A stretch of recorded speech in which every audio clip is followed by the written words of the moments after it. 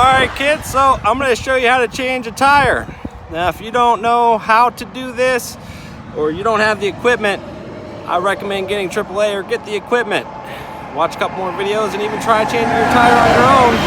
Well, it's not flat and you got these big old vehicles behind you.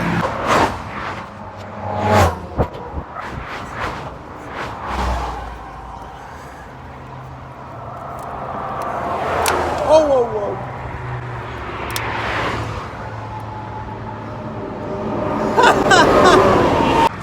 Okay, so apparently the reason the vehicle fell over is because it is so hot it sunk into the pavement and the jack. It didn't do that just once. It actually,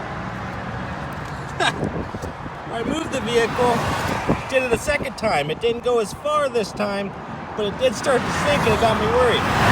So now it's a good idea that if you have